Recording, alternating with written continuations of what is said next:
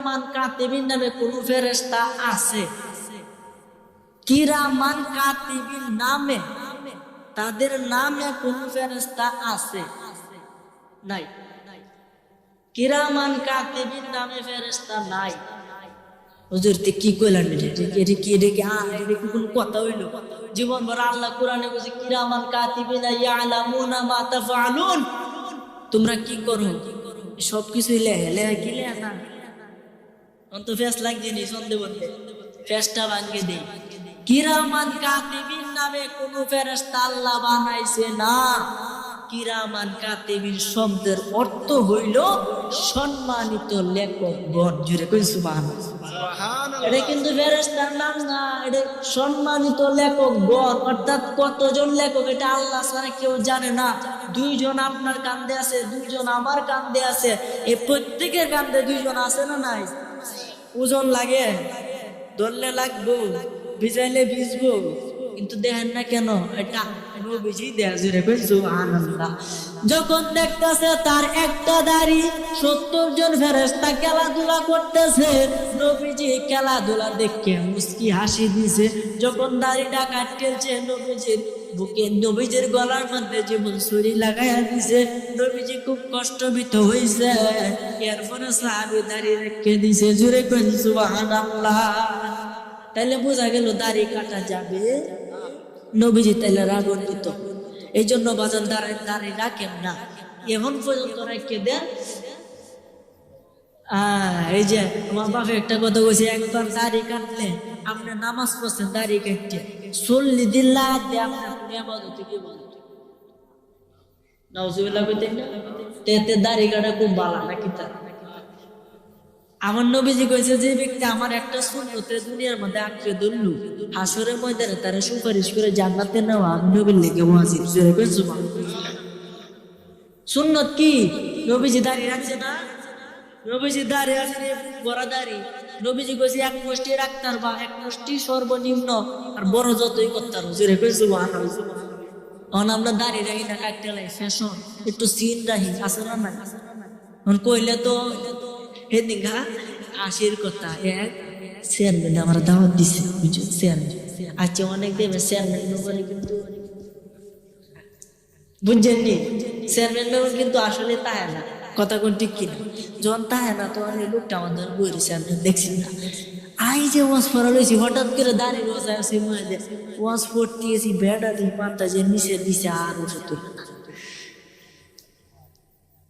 কথা কোন ঠিক কেনা? হোক কথায় পিটিটা লাগবো। এরপরের বছর আমার এখন না এর যেত না, যে কথা কৌ ভাই নাই। বাজার দাঁড়িয়ে রাখতে দেন, ইনশাল্লাহ একটা সুন্নত রাখেন, আস্তে আস্তে তো পরিবর্তন হবে। এই যে মদ, মদ তো আগে হালাল আছে, পর্যায়ক্রমে হারাম হয়ে গেছে। আগে মানুষের মদ, এই যে আমরা স্পিড খাই না, ঠান্ডা খাই, যেমন আমাদের কাছে লাগতো, তারা মদ খাইতো এইভাবে। যখন একটু হারাম হয়েছে তখন না হগলে মদ তো হারাম হয়েছে না, খাওয়া শুরু হয়নি।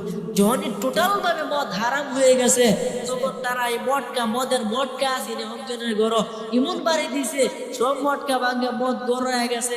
বৃষ্টির পানি যেমন এভাবে ফার দিয়ে ডেন দিয়ে গড়ায় যা, পুরা আরব শহর, পুরা আরব দেশ এভাবে মদে গড়ায় গেছে, সব ভাঙ্গে ফেলাই দিছে। তারা কেমন নবীজিরা মানতো, কেমন মানতো? গোড়া খাওয়া আগে হালাল আছে, গোড়া খাওয়া কি হালাল আছে। একদিন যখন যুদ্ধ শেষ করলো, একটা যুদ্ধ শেষ করার পরে সবাই কিদা অনেক কষ্ট করে যুদ্ধ যখন বিজয় অর্জন করলো মুসলমানরা, তখন মুসলমানদের খাওয়ানোর জন্য ঘোড়ার গোশত পাকাইতেছে। কেন গোশত? ঘোড়ার গোশত পাকাইতেছে। ঘোড়ার গোশত পাকানোর পরে তেল দিছে, সব কিছু দিছে, ঘোড়ার গোশত হয়ে গেছে, টকবক করতেছে। এখন একটা কথা, একটা প্রশ্ন আপনাদের কাছে, আপনার যদি ফেটে কিদা তাই সামনে যদি খাওয়ান দেয়, কিদা কি বাড়ে না? সালায়া দিয়ে কিদা যখন মরে যেতেছি। কথা কোন ঠিক কিনা? এই যুদ্ধ শেষ করার পরে তাদের ফেটের মধ্যে এত কিদা, গুড়ার গোস্তের গন্ধে তাদের খিদা আরো বাইরে গেছে। এখন খালি খাওয়ার চিন্তা হচ্ছে। এমন সময় জিব্রাইলের মাধ্যমে ওহি নাজিল হইল ঘোড়ার গোশত খাওয়া হারাম। ঘোড়ার গোশত খাওয়া কি? সঙ্গে সঙ্গে আর সেকেন্ড কোন প্রশ্ন করে নাই, রাসূলুল্লাহ আমরা তো কইলাম বলে আচ্ছা হারাম তো দিছ, আজকে দিনটা খাই আল্লাহ, আচ্ছা কালকে থেকে না হারাম নে, এটা তো কইলাম কথা কোন ঠিক কিনা?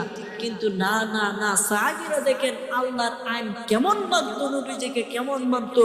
যখনই এই ঘোড়ার গোশত খাওয়া হারাম এই কথাটা নাজিল হইল, সঙ্গে সঙ্গে এই গোশত একবারে ডেস্কি উল্টায় ফেলায় গেছে।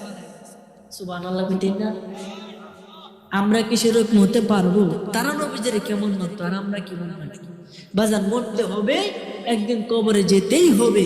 এই জন্য আসুন আমরা ভালো কাজ করি, 5 ওয়াক্ত নামাজ পড়ি, পিতা মাতার খেদমত করি, নবীর সুন্নত মোতাবেক চলি। নবীর সুন্নত মোতাবেক চললে কি হবে? আপনি যখন খাবার খাইতে যাইবেন, খাবারের আগে নবীজি একটা দোয়া করতো। দোয়াটা কি? বিসমিল্লাহি ওয়া আলা বারাকাতিল্লাহ।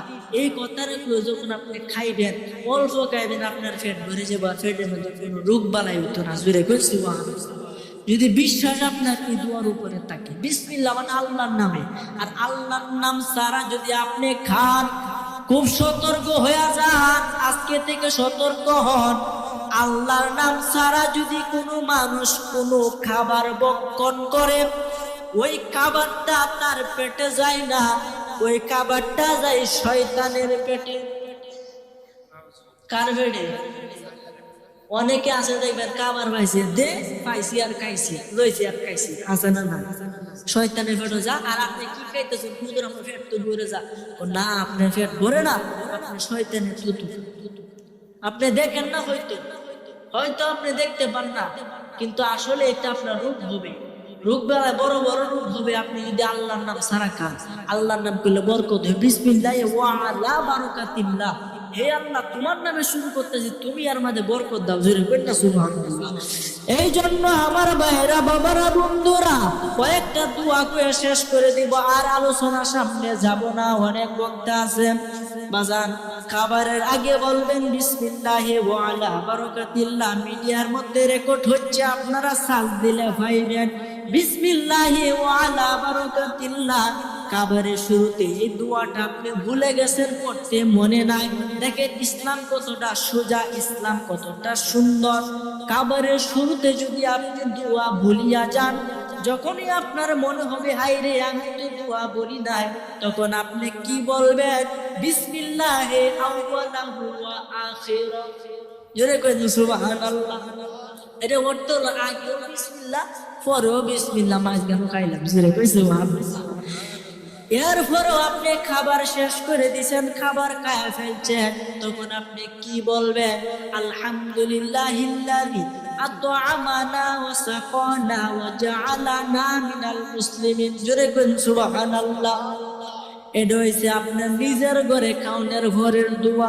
যখন আপনি অন্যের বাড়িতে দাওয়াত খাইতে যাইবেন, দাওয়াত খাওয়ার পরে, এই যে আজকে আমার দাওয়াত দিছে, আমি খাইতাম না, না খাইতাম কেমন কি কইলা খাইতাম না। খাওয়ার পরে একটা দোয়া আছে, কি খাওয়ার দোয়া? আলহামদুলিল্লাহ আল্লাহুম্মা আত'ইম মান আত'আমানি ওয়াসকি মান সাকানি। জোরে কইন সুবহানাল্লাহ। এই কথাটা করবেন দাওয়াত খাওয়ার পরে। আপনি যখন দুধ পান করবেন, পানি খাওয়ার এক দোয়া, দুধ পান করার আরেক দোয়া। যখন আপনি দুধ পান করবেন, তখন বলবেন আল্লাহুম্মা বারিক লানা ফিহি ওয়া জিদনা মিনহু। এই কথাটা বলবেন যখন আপনি মসজিদে প্রবেশ করবেন।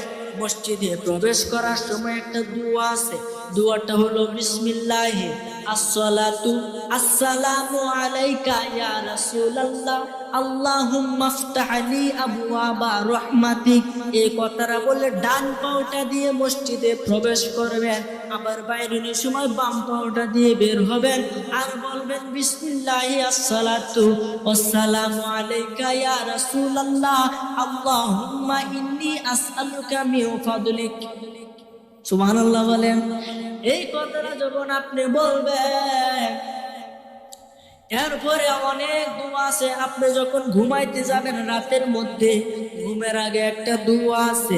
দোয়াটা হলো আল্লাহুম্মা বিসমিকা আমুতু ওয়া আহইয়া। আমুতু মানে কি? মৃত, ওয়া আহইয়া মানে জীবিত। যখন আপনি ঘুমাইতে যাবেন, আল্লাহুম্মা বিসমিকা আমুতু ওয়া আহইয়া এই কথাটা বলে ঘুমাইতে যাবেন। আর ডান কারোতে শুবেন, ডান হাতটা গালের নিচে দিয়ে ঘুমায়া যাবেন। লা ইলাহা ইল্লাল্লাহ মনে মনে জিকির করে ঘুমায়া যাবেন। যতক্ষণ আপনি ঘুমাইবেন, ঘুমের মধ্যে আপনার আমল নামার মধ্যে সব লিখা হবে। তাহলে ঘুমাইলেও আল্লাহর ইবাদত হয়। এই জন্য কয় জাহেলের ঘুম আর জাহেলের ইবাদত আর আলেমের ঘুম কিন্তু সমান। কথা বলতে কি?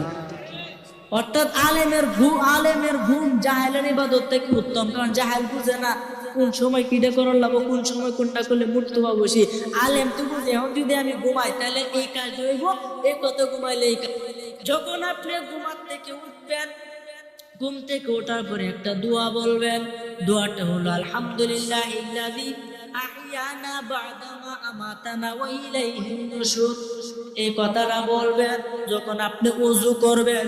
ওযু করার পরে আপনি বলবেন আশহাদু আল্লা ইলাহা ইল্লাল্লাহু ওয়াহদাহু লা শারীকা লাহু ওয়া আশহাদু আন্না মুহাম্মাদান আবদুহু ওয়া রাসূলুহু। কালিমায়ে শাহাদাত করবেন। কালিমায়ে শাহাদাত পড়বেন। আমার ভাইরা বাবারা বন্ধুরা, আরো অনেক দোয়া আছে। আমার ভাইরা বাবারা বন্ধুরা, যখন একজনের সাথে আরেকজন দেখা হয় তখন আসসালামু আলাইকুম বলবেন। যখন এই কথাটা বলবেন তখন সে উত্তরে বলবে ওয়া আলাইকুমুস সালাম ওয়া রাহমাতুল্লাহি ওয়া বারাকাতুহু। যখন আপনি হাতে হাত মিলাইবেন তখন বলবেন কি কি বলবেন? মুসাফা দোয়া জানেন?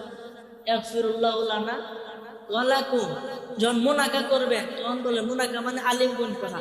আলিঙ্গন করবেন তখন আল্লাহুম্মা জিদ মুহাব্বতি লিল্লাহি ওয়া রাসূলিহি। জুরে কই সুবহানাল্লাহ। অনেক দোয়া আছে বাজান, কুট্টি দিয়ে কুন্ডা কইম। যখন নৌকা দিয়ে আপনি কিছু যাইবেন, নৌকা দিয়া যাওয়ার সময় একটা দোয়া আছে, বিসমিল্লাহি মাজরাহা ওয়া মুরসাহা ইন্না রাব্বি লা গফুরুর রহিম। এই কোরআন মাইদে একটা জায়গার মধ্যে র নিচে কারাজের, এটা রে হবে রি হবে না। এই বিসমিল্লাহি মাজরাহা, জুরে কই সুবহানাল্লাহ।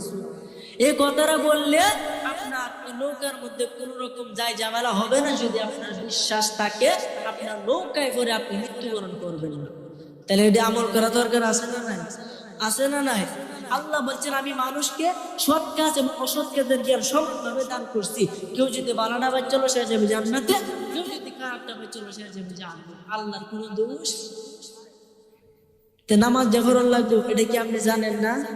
নামাজ না পড়লে যে গুণ হইব এটা আপনি জানেন না? সর্বশেষ আমার কথা, জান্নাতে কিভাবে যাওয়া যায় এর একটা সহজ আমল আপনারা সকলে করবেন ইনশাআল্লাহ।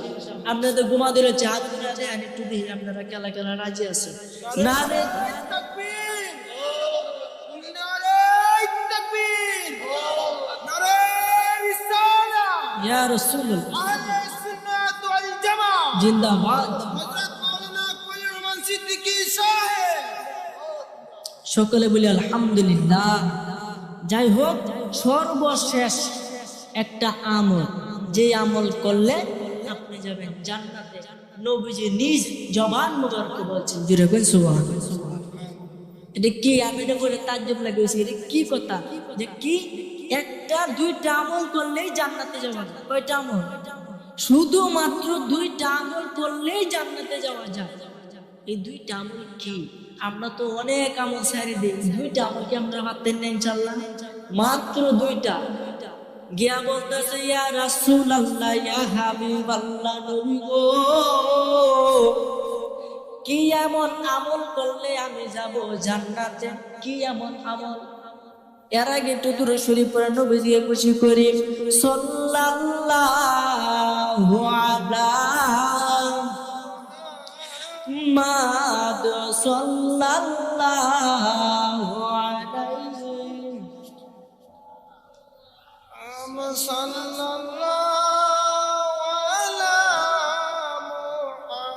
মুহাম্মাদ, সাল্লাল্লাহু আলাইহি ওয়াসাল্লাম। আপনার আগে দুরূদ শরীফ পড়লে গুণ আপনি ফুরুন না কেরে বুঝলাম না। আমার জোরে জোরে পড়ে সাল্লাল্লাহু আলা মাদ সাল্লাল্লাহু আলাইহি ওয়াসাল্লাম সাল্লাল্লাহু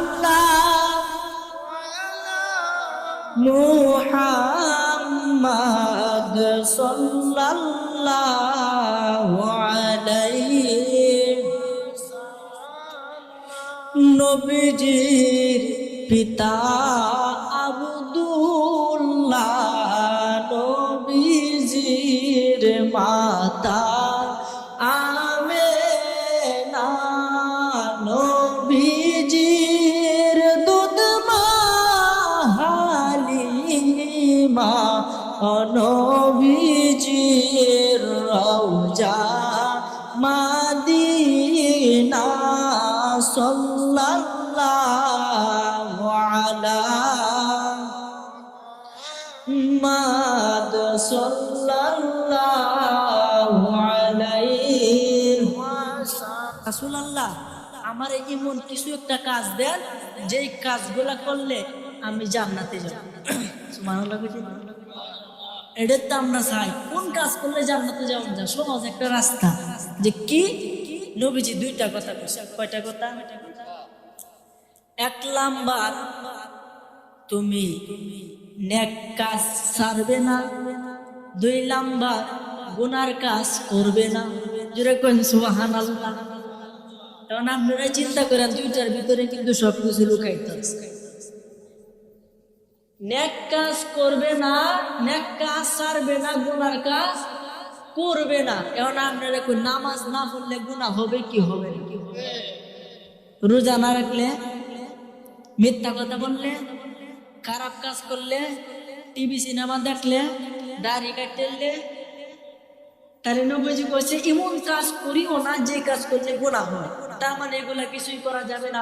নামাজ ছাড়া যাবে না, রোজা ছাড়া যাবে না, হজ ছাড়া যাবে না। উপযুক্ত হলে হজ দিতে হবে, হজ করতে হবে, যাকাত দিতে হবে। কথা কোন ঠিক কিনা? তাইলে দুই কথার ভিতরেই কিন্তু জীবন শেষ। তা আমরা সকলে ইনশাআল্লাহ রাজি আছি না আমল করতে? মহিলারা 4টা কাজ করলে জান্নাতে যাবে। কয়টা কাজ? মাত্র 4টা কাজ। এটা আবার ফেস লাগেন না কথা না, সরাসরি 4টা কাজ যে ব্যক্তি করতে পারবে এ ব্যক্তি নবীজির কথা মতো জান্নাতে যাবে। যেরকম সুবহানাল্লাহ।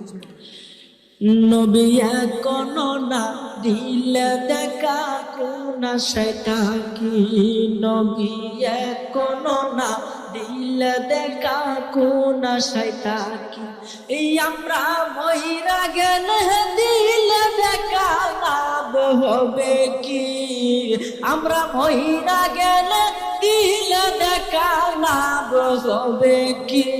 নবী কোন না দিলে দেখা কোন শয়তান কি, নবী কোন না দিলে দেখা কোন শয়তান কি। নবী থাকতে যদি নাহি পাই, মইরা গেলে কি উপায়। থাকতে যদি নাহি পাই, মইরা গেলে কি উপায়। তোর বিচ্ছেদের কলঙ্কের হার গলে পড়েছি, আরে তোর বিচ্ছেদের কলঙ্কের হার গলে পড়েছি। নবী কোন না দিলে দেখা কোন শয়তান কি, নবী কোন না দিলে দেখা কোন শয়তান কি। নবী দুইজনে এক ঘরে রই, সদাই দেখা দেখি হই। দুইজনে এক ঘরে রই, সদাই দেখা দেখি হই। পর্দার আড়াল দেখা করছ চালাকি, আরে পর্দার আড়াল দেখা করছ চালাকি। নবী কোন না দিলে দেখা কোন শয়তান কি, নবী কোন না দিলে দেখা কোন শয়তান কি। আমরা মইরা গেলে দিলে দেখা লাভ হবে কি, আমরা মইরা গেলে দিলে দেখা লাভ হিসাব হবে কি নবী এখনো না দিলে দেখা কোন আশায় কি নবী এখনো না দিলে দেখা কোন আশায় কি। আরেকদিকে আল্লাহ ডাকে এদিকে আসো আপনি যান ওই দিকে, তাহলে তো সেটা হলো না। অর্থাৎ বোঝা গেল আপনাকে এত সুযোগ দেওয়ার পরও আপনি আল্লাহর আইন মানেন না। বোঝা গেছে হিসাবটা বড় কঠিন হবে। কথা বলেন ঠিক কিনা? আল্লাহর 100 ভাগ দয়া, কয়শো ভাগ? 100 ভাগ দয়া, এর মধ্যে 99 ভাগ দয়া আল্লাহর কাছে আছে। 1 ভাগ দয়া যত মাখলুকাত আল্লাহ সৃষ্টি করছে, কথায় আছে 18,000 মাখলুকাত, 80,000 আলম, আল্লাহ যত কিছু বানাইছে সব কিছুর মধ্যে 1টা ভাগ আল্লাহ বিলাই দিছে, বাকি 99 ভাগ আল্লাহর কাছে আছে। যেরকম সুবহানাল্লাহ। তেমনি আল্লাহর যেমন রহমত তেমন রাগটা অত বেশি। কোনটা কোন? রাগ বেশি না? হাসরের দিন আল্লাহ ওয়াহিদুল কাহ্হার, আল্লাহ বলবো আমি অতি রাগান্বিত। এখন আল্লাহ বলেন আল্লাহর কি কোনো সীমানা আছে? আল্লাহ কি অসীম না সসীম? আল্লাহ কি অসীম না সসীম? আল্লাহ অসীম, তাহলে আল্লাহর রাগটা কি সসীম হবে না অসীম হবে? আল্লাহ যখন রাগ করবে তখন আল্লাহকে বিচারের কাঠগড়ায় বসানো অত্যন্ত কঠিন হয়ে পড়বে। মাথার আধাত উপরে সূর্য থাকবে। কুরআন হাদিস মতে সূর্যের 12টা মুখ আছে। একটা মুখ দেয়া 9,30,00,000 মাইল উপরে থেকে, বিজ্ঞানের মতে 9,30,00,000 মাইল উপরে থেকে আপনি আমারে আলো দিতেছে। এই আলোটা গরমের সিজনে আমাদের সহ্য হয় না, রাতেও গরম লাগে দিনেও গরম লাগে। কিন্তু হাসরের দিন এই 12টা মুখ আল্লাহ একসাথে কইল্লা নিজ দিকে দিয়া দিবে। আবার মাথার আধাত উপরে চলে আসবে। ওই সূর্যের তাপে মাথার মগজ গলিয়া গলিয়া নাক মুখ দিয়ে বাহির হয়ে পড়ে যাবে। পেটের নাড়ি বুড়ি শিরা উপশিরা সব কিছু গলে পড়ে যাবে। ওই দিন শুধু মানুষ নাফসি নাফসি করবে, কেউ কারো উপকারে আসবে না। ছেলের বাপের উপকারে আসবে না, বাপ ছেলের উপকারে আসবে না। কিন্তু যখন হিসাব হয়ে যাবে, হিসাব হওয়ার পরে যদি আপনি জান্নাতে যান, আপনার আত্মীয় স্বজন আপনি চিনতে পারবেন। এর আগে না, এর আগে যাইবেন কি গো আমি তো তোমার বাবা আসলাম। হ্যাঁ আমি বাবা আসলাম, আমার আল্লাহ মেতে দিছে, তুমি কেন বাপটা হয়েছ? মানে অস্বীকার করবে।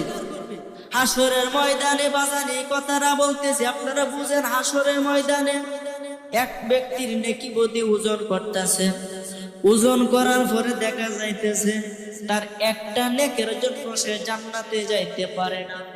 কয়টা নেক? একটা নেকের জন্য সে জান্নাতে যাইতে পারে না। একটা নেক দরকার।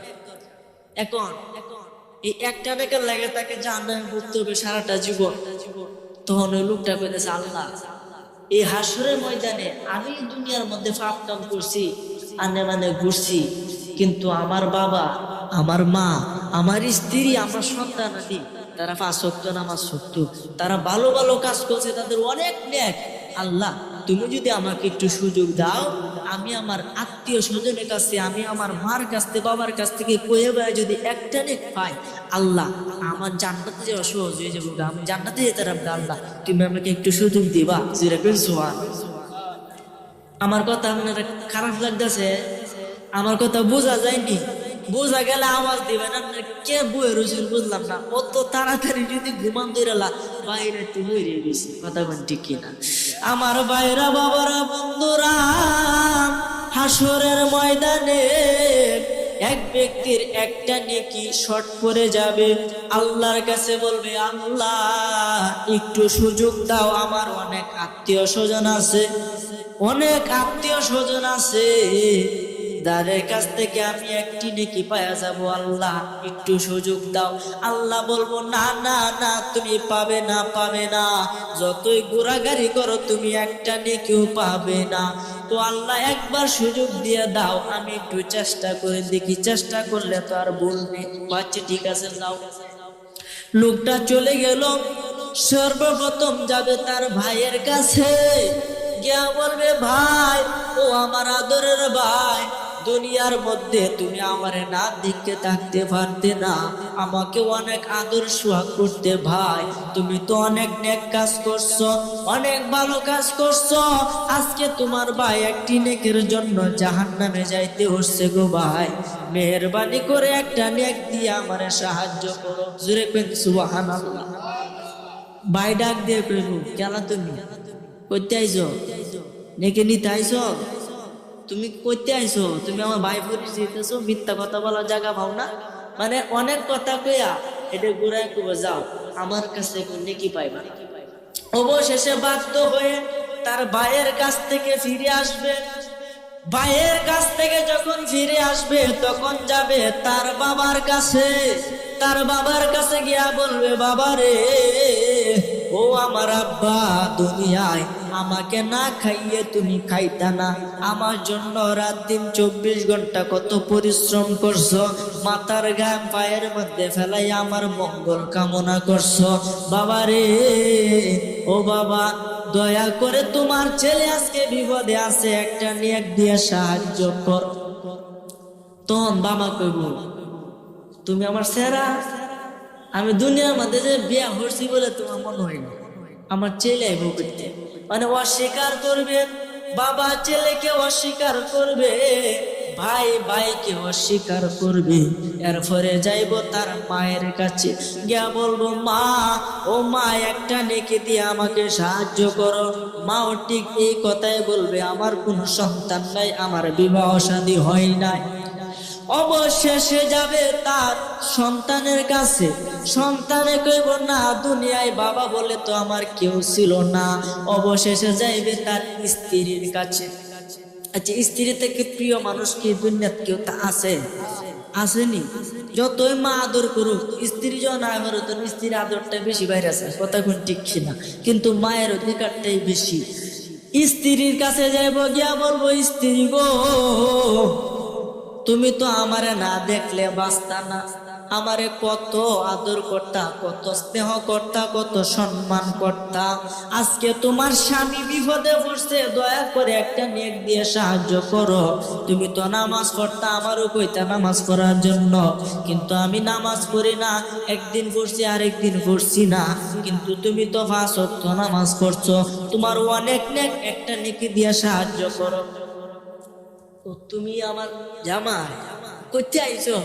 আমার তো আমার বাপ মা তো জীবন আমার বিয়ে দিছে না, আমার কোনো সন্তান নাই, আমার কোনো স্বামী নাই, কিছুই নাই, আমি একা। এই কথা যখন তো বসে দুঃখে, মনের দুঃখে, নিজের কপালে নিজের তাফরের বাইরে জীবনে কি করলাম, কথা কোন ঠিক কিনা? আফসোস কি তখন করলে কাজ হবে? কাজ হইব? কাজ হইতো না। এই জন্য আমার ভাইরা, বাবারা, বন্ধুরা, অবশেষে লোকটা মন খারাপ করে যাইতেছে গা। আল্লাহ কেমন রহমত করছে দেখেন। লোকটা যখন মন খারাপ করে যায়, হঠাৎ করে দেখে একজন লোক বৈশা বৈশা কান্নাকাটি করে। গিয়া কো, ভাই তুমি কেন কান্নাকাটি করো? ও ভাই রে, আমি জীবনে কোনো নেক কাজ করছি না, এই জন্য কান্নাকাটি করতেছি বৈশা। ও ভাই রে, আমি তো একটা নেকের লাগে জান্নাতে যাইতে না, তোমার কয়টা নেক? আমি জীবনে নেকির কাজ একটাই করছি, আমার নেক হয়েছে একটা। নেক কয়টা? আমার একটা নেক। কো ভাই রে, আমি তো একটা নেক জান্নাতে যেতে না, তোমার একটা নেক লয়ে বইছো। কো ভাই, আমার একটা নেক, তুমি তো অনেকটি করছো, আমার তো সম্পূর্ণ জাহান্নামী। যেহেতু আমাকে জাহান্নামে যাইতে হবে, একটা নেক লই আয়, তাহলে এক কাজ করি, একটা নেক তোমারে দিলাম, তুমি একটা নেক লয়ে জান্নাতে যাও, আমি তো মেতে জাহান্নামে যাও নিয়ে লাগবো। আচ্ছা, একটা নেক দিল্লি কি আর না দিল্লি কি, যাই আমি জাহান্নামে যাই।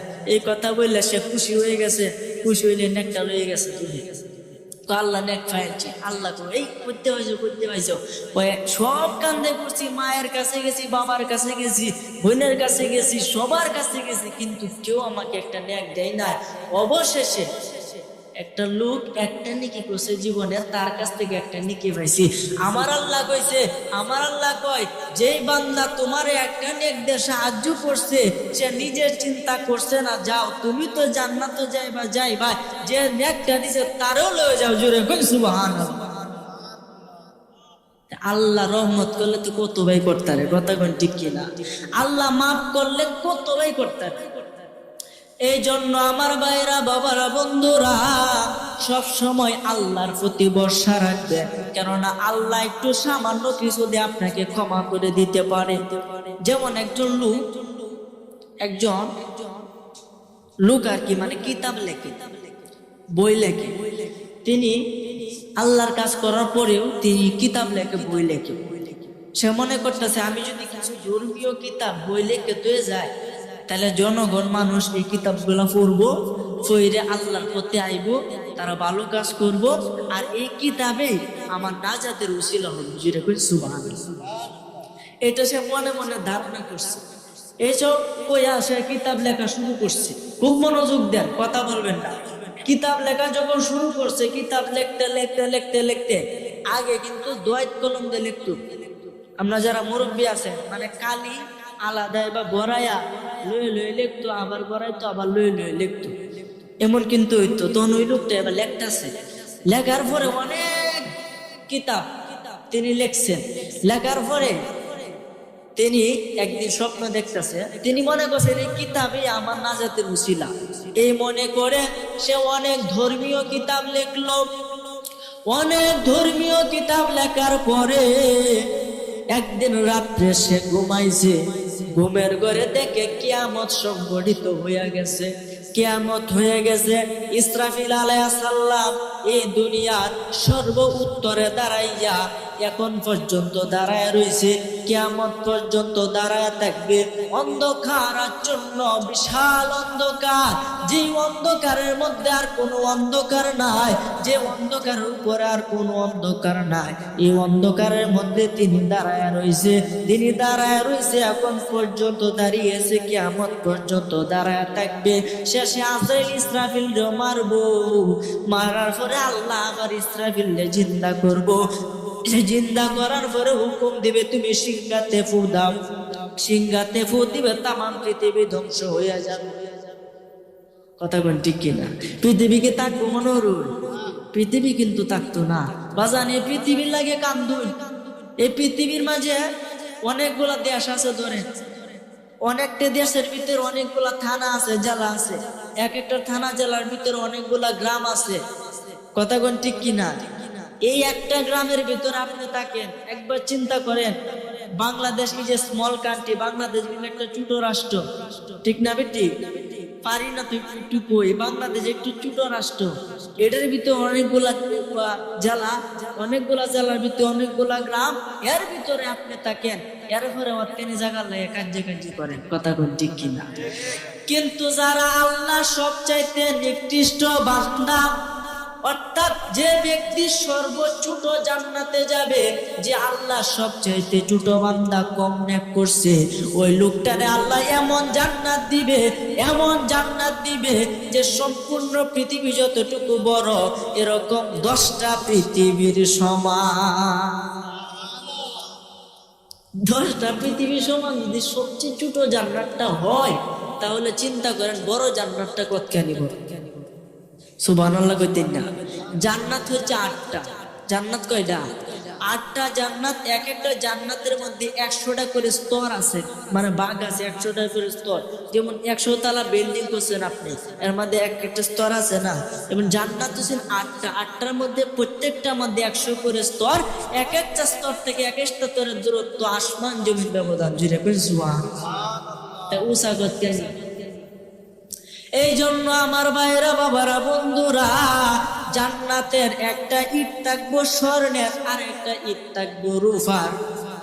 তাইলে বুঝেন এত বিশাল আল্লাহ জান্নাত বানাইছে, কতটুকু ইট লাগছে। চিন্তা করা যায়? মাথায় ধরে? আল্লাহর কুদরত কি চিন্তা করবেন? ওই লোকটা যখন কিতাব লেখা শুরু করছে, ঘুমের ঘরে স্বপ্ন দেখে কিয়ামত হয়ে গেছে, হাসরের ময়দান হয়ে গেছে, সকলের বিচার করতেছে। অবশেষে ওই লোকটার বিচারের পালা আইলো। খুব সংক্ষেপে কইতাছি, বিচারের পালা আইলো। আল্লাহর কাছে গেল, বলতেছে তুমি আমার জন্য দুনিয়ার মধ্যে কি কামাই করছো, কি নিয়ে আসছো? তখন ওই লোকটা তো একটাই সম্বল, কিতাব লিখছে। তখন কইতেছে আল্লাহ, আমি তোমার জন্য, তোমাকে খুশি করার জন্য ধর্মীয় অনেক কিতাব লিখছি। তখন আমার আল্লাহ কো তোমার যে কিতাব লেছো আমার একটা পছন্দ হয়েছে না, একটাও কি পছন্দ হয়েছে না। এখন আপনারাই কই আল্লাহর যদি এই কিতাব লেখা পছন্দ না হয় তার জীবনে কি আর কিছু সম্বল আছে? সে তো এই কিতাবকে নিজের সম্বল মনে করছিল যে আমার এই কিতাবই আমার সম্বল, আমার আর কোনো উপায় নাই। তো আল্লাহ কইছে কিতাব তোমার পছন্দ হয়েছে না আমার, এখন কি উপায় হবো? তখন তো সে নির্ঘাত জাহান্নামে। কই রে এত কষ্ট করে এত রাত সজাগ থেকে দেখে আমি কিতাব লিখলাম, এই কিতাবের আল্লাহর কাছে কোনো দাম নাই রে, আমি জাহান্নামে যাইতে হবো শেষে। তখন আমার আল্লাহ কইতেছে যাও ঘাবড়াইও না, তুমি যখন এতই কষ্ট করছো, তুমি লেখার সময় মনে আছে একটা কথা, তুমি যখন লেখার সময় লেখটা ছিলা, তোমার দয়টা যখন এই কালির ভিতরে প্রবেশ করাইছিলা, তখন একটু কালি লেখার সময় লাস্টে একটু বাজিয়েছিল কালি, তখন একটা মাছি আয় বইছি এই কালির মাঝে, মাছি একটু কালি খাইছি, তুমি কইছা না একটু হালকা রয়েছে ভরা দরকার নাই, মাছির আর এই কালি খায় যাবে। তুমি মনে মনে এই কথাটা যখন কইসলা, মাসিরে আমার একটা প্রাণীরে তুমি সাহায্য করছিলা, এই ছোট্ট একটা প্রাণীরে হালকা কিছু খাওয়ান দিয়ে তোমার সাহায্য করার জন্য এই প্রাণীকে খাওয়ানোর উসিলায় আমি তোমার মাফ করে দিলাম। জোরে করে সুবহানাল্লাহ। তা আল্লাহ কারে কইতে মাফ করে এটা কোন যা? এই জন্য আল্লাহর প্রতি ভরসা রাখতে হবে, সব সময় আল্লাহর প্রতি তাওয়াক্কুল থাকতে হবে। যাই কাজ করে নিজে পরিশ্রম করবেন, পরিশ্রম করার পরে আল্লাহর প্রতি ভরসা করবেন। আর যদি কই না আমি বাইত বইতে আল্লাহ খাওয়াইব আল্লাহ বা গর্বতে তেমন দেয় যে আল্লাহ তুললে খাওয়াইব, পারবো নি? জীবনেও না, আপনাকে পরিশ্রম করতে হবে। আল্লাহ তো কোরআনে কইছে নামাজ পড়ার পরে কাজে লাগিয়ে যাও, জমিনে লাগবে বড় কাজ করো, কাজ না করলে ওর তো আইবো কেমনে? একটা উসিলা মাধ্যমে তো আসে, কথা কোন ঠিক কিনা? আল্লাহ যে আমরা লা ইলাহা ইল্লাল্লাহ কালমা পাইছি একটা উসিলা মাধ্যমে তো পাইছি, কথা কোন ঠিক কিনা? এই জন্য আমার ভাইরা বাবারা বন্ধুরা খুব মনোযোগ দেন, যে আল্লাহ আপনার এত মায়া করছে, এত দয়া করছে, এত সুন্দর একটা বডি দিছে, দেখেন কত সুন্দর একটা মানানসই করে একটা নাক দিছে, নাকের সাথে সাথে আপনার মুখটা দিছে। নাকটা যদি ফিসে থাকে তাহলে ফুনকে ফুনকে ফিসে তাইলে সামনে দিয়ে খাওয়ানো হয়। এই নাকটা দিছে, আপনি যখন একটা খাবার মুখে নেন, এই খাবারটা কি ফসা কি বালা, এটা সঙ্গে সঙ্গে নাকের মধ্যে গন্ধ লাগে, সাথে একটা জিব্রা দিছে, এটা কি তিতা না মিঠা এটা বোঝা যায়, কথা কোন ঠিক কিনা? আল্লাহর কুদরত কি চিন্তা করবেন? আল্লাহর কুদরত সম্পর্কে যদি এক ঘন্টা আপনি চিন্তা করেন, আপনি যদি 1060 বছর নফল ইবাদত করেন, যে সব হইতো আল্লাহর কুদরত সম্পর্কে একটু চিন্তা করলে আমার আল্লাহ 60 বছর নফল ইবাদতের সব দান করে দিবে। এই জন্য আমার ভাইরা বাবারা বন্ধুরা, এখানে অনেক উস্তাদগণ উপস্থিত আছেন, আমি দেখতেছি আমার নিচে বসা বাজান বিয়াদবি হইয়া যাবে, কিন্তু উস্তাদরা যখন আদর করে কুলো লয় কি লয় না, উস্তাদরা কিন্তু আদর করে অনেকে কুলো লয় না। এবেলা কিন্তু দেখা যায় যে যারে কুলো লইছে কিন্তু উষা দেখা যায়, কথা কন ঠিক কিনা? যারে কুলো লয় কিন্তু একটু উষা দেখা যায়, কিন্তু মূলত সে উষা হয়ে গেছে, সে কিন্তু মূলত ছোট, কিন্তু তারে আদর করে কাঁদতে তুলছে, কুলো তুলছে, এর লাগে সে বড় হয়ে গেছে না। আমি বড় হইয়া যাই নাই, আমি বড় হইয়া যাই নাই, আমি এখানে অনেকের ছাত্র সমতুল্য না। বাবারে দোয়া চাইতে আসি, শুধু দোয়া করবেন। বাবারে আল্লাহ কত রহমত করছে আপনি আমার প্রতি, আল্লাহর কুদরত সম্পর্কে একটিবার ভাবেন না, যে আল্লাহ আপনারে মায়া করে রুহের জগৎ থেকে মায়ের গর্ভে আপনার মধ্যে দিছে, মায়ের গর্ভে দিছে আপনারে, এই গর্ভের মধ্যে আপনারা খাওয়াইছে। হুজুর কি খাওয়াইছে? রক্ত খাওয়াইছে, আবার মুখ দেখা হয়েছে না, কারণ রক্ত হয়েছে নাপাক। এই মুখটা দিয়ে যদি আপনি আল্লাহ রক্ত খাওয়া, তাহলে এই মুখটা নাপাক হয়ে যাবে। আর দুনিয়ার মধ্যে আইসা আমার আল্লাহ তো আমার বান্দা আমারে ডাকবে, এই মুখ দিয়ে আমারে ডাকবে, নাপাক মুখ দিয়ে না না না, এটা আমি হতে দিতে পারি না। এই জন্য নাভির সাথে একটা 5 জয়েন্ট লাগাইয়া দিছে, এই নাভি দিয়ে আপনার রক্ত খাইছে। সুবহানাল্লাহ। না আমার সময় কিন্তু কম, আমি অল্প কথায় শেষ করে দিব। বলতেছিলাম যে মায়ের গর্ভেও আল্লাহ আপনি আমার বাঁচায় রাখছে। কেমনে? মা আপনি আমারে 10 মাস 10 দিন নিজের গর্ভে ধারণ করছে, হিসাব মতে 310 দিন। 310 দিন আপনারে আমারে নিজের গর্ভে ধারণ করছে, 310 দিন। কয়শো? দেখি বাবা যা 310 দিন মায়ের পেটের মধ্যে আপনি আমি আসলাম। এখন অনেক সন্তান আছে মাকে পছন্দ করে না, আছে না নাই? মার কথা শুনে না, মা কইমে যাইতো সেরা যায় হিমবে, মা কইমিয়া যায় হিমবে, আছে না নাই? এই জন্য আমার ভাইয়েরা বাবারা বন্ধুরা, মায়ের অবাধ্য সন্তান যদি তাকে, তাহলে আমার আল্লাহ কয় এটা আমার শরীরে সহ্য হয় না, সে মরবো আর জাহান্নামে যাইবে। ফি নারি জাহান্নামা খালিদিনা ফিহা। আমার ভাইরা বাবারা বন্ধুরা, মায়ের খেদমত করবেন সব সময়। আমার সময় কম, সিঙ্গেল আইসা পড়ছে, অল্প কথা বলবো। মায়ের খেদমত করবেন, কেননা মা আপনাকে আমাকে 10 মাস 10 দিন নিজের গর্ভে ধারণ করছে। 10 মাস 10 দিন নিজের গর্ভে ধারণ করার পরে মা শেষ করে দেয় নাই।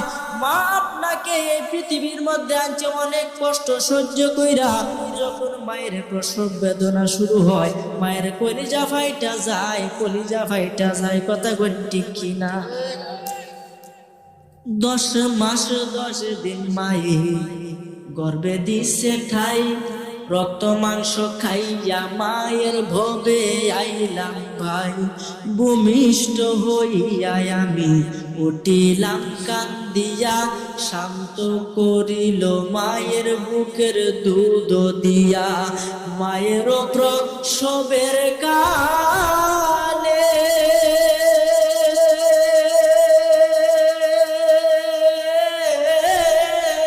বুক বাসে যায় নয়ন জলে রে। মায়ের প্রসবের কালে বুক বাসে যায় নয়ন জলে রে। ও মা সন্তানের লইয়া কুলে ভুলে প্রসব যন্ত্রণা, দুঃখের দরদি আমার জনম দুঃখী মা। গর্ভধারিণী মা, জনম দুঃখিনী মা, দুঃখের দরদি আমার জনম দুঃখী মা। হাতে পায়ে তেল মাইখা মায় দিল সত্য করি, প্রস্রাব পায়খানায় আমি মায়ের কুলে করি। তবু না মারা করিল, বিজল গুয়ে মতে আমারে শুকনাই রাখিয়া মাই তাকে বিজাতে। আরে অসুখ হইলে দেখি সাইয়া,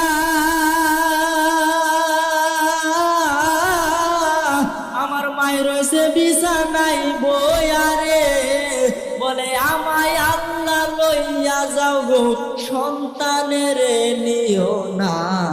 দুঃখের দরদি আমার জনম দুঃখী মা, গর্ভধারিণী মা, জনম দুঃখিনী মা, দুঃখের দরদি আমার জনম দুঃখী মা। ল্যাংরায়া তোর কানা খুরা হইলে পরে ছেলে, ধুলা যাইরা তবু মায়ের টান দিয়া লই কুলে।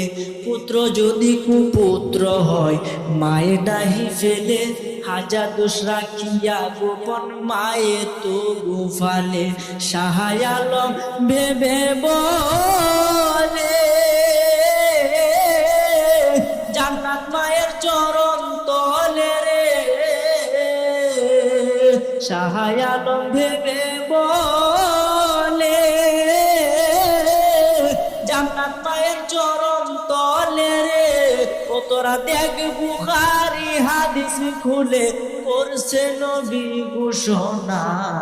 দুঃখের দরদি আমার জনম দুঃখী মা, গর্ভধারিণী মা, জনম দুঃখিনী মা, দুঃখের দরদি আমার জনম দুঃখী মা। একটি জবান বন্ধ রাখিবেন না, চিৎকার মেরে বলেন না সুবহানাল্লাহ। তো সেই মায়ের খেদমত করা দরকার আছে না? 310 দিন আপনারা নিজের গর্ভে ধারণ করছে, করার পরেও মা আপনাকে ভালায় দেয়নি। এই প্রসব বেদনা সহ্য কইরা যদি পুরুষের এরকম একটা বেদনা হইতো, পুরুষে আপনার করে মরে গেলে, কিন্তু মা যে বেদনাটা সহ্য করে, এই আপনাকে এত কষ্ট করে পৃথিবীর মধ্যে আইনে মা আপনাকে ভালায় দিছেন, আপনারে লালন পালন শুরু করছে, মায়ের বুকের দুধ আপনারা পান করাইছে। এই জন্য তো কই, মায়ের এক ফোঁটা দুধের দাম আপনি যদি নিজের শরীরে চামড়া ছিঁড়ে মায়ের ভাবের জুতা বানায়া দে, এরপরও যে আপনি যে দুধ খাইছেন দুধের একটা ফোঁটা ঋণ শুরু। ঠিক না বেটি? ঠিক না বেটি? গায়ের চামড়া ছিঁড়িয়া, গায়ের চামড়া ছিঁড়িয়া পায়ের জুতা বানায়া মায়ের পায়ে দিলে ঋণের শোধ হবে না। এমন মাকে আমি ভুলতে পারি না, এমন মাকে আমরা ভুলতে পারি না রে। হায় হায় রে, কি দুঃখ পাইয়া মাগো আমায় ছেড়ে গেল, মুখ খুলে না একবার মায়ে আমারে বলিল। আরে মনের কথা মনে মায়ের, মনের কথা মনে মায়ের রাখলো সাফাইয়া। আর কারে ডাকিব, আর কারে ডাকিব মাগো মা বলিয়া। দুঃখ পাইলে বলবো কারে, কান্দিয়া কান্দিয়া আর কারে ডাকিব আল্লাহ। ও দুঃখ পাইলে বলবো কারে, কান্দিয়া কান্দিয়া। ওরে কে দিবে সান্ত্বনা আমায় মাথায় হাত বুলাইয়া। দুঃখ পাইলে বলবো কারে, কান্দিয়া কান্দিয়া। ওরে কে দিবে সান্ত্বনা আমায় মাথায় হাত বুলাইয়া। ওরে এমন দরদি মাগো কই পামো খুঁজিয়া। আর কারে ডাকিব, আর কারে ডাকিব মাগো মা বলিয়া।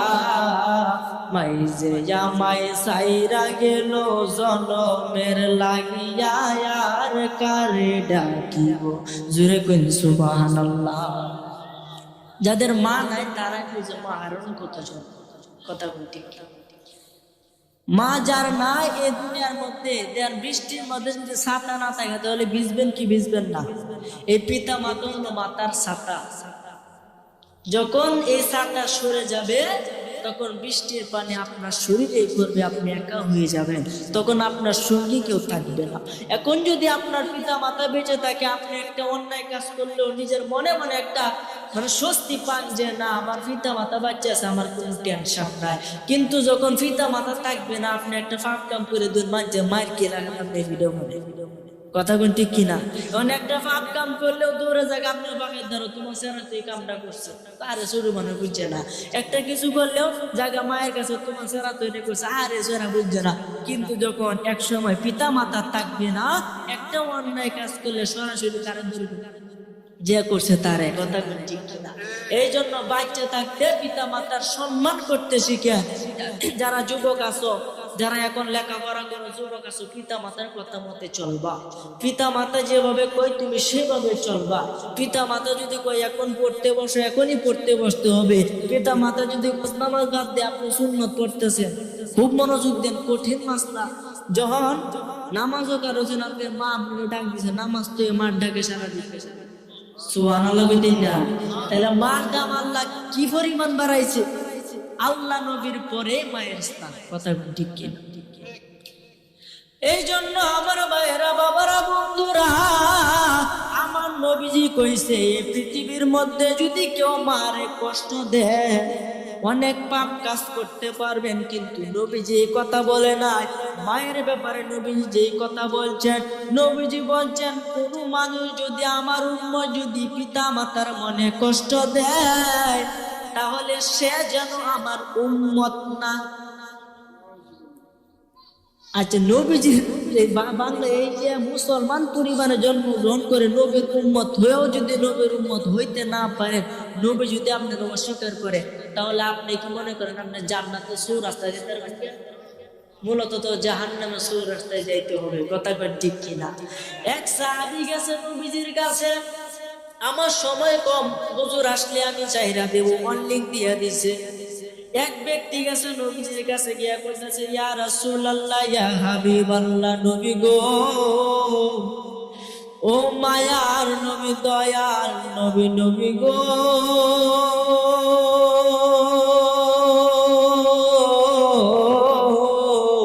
ইয়া রাসূলুল্লাহ, ইয়া হাবিবাল্লাহ, এই দুনিয়ার মধ্যে আমার সবচাইতে বেশি সম্মান কাকে করা উচিত, কাকে আমি সবচাইতে বেশি ভালোবাসবো, কাকে আমি সবচাইতে বেশি সম্মান করব?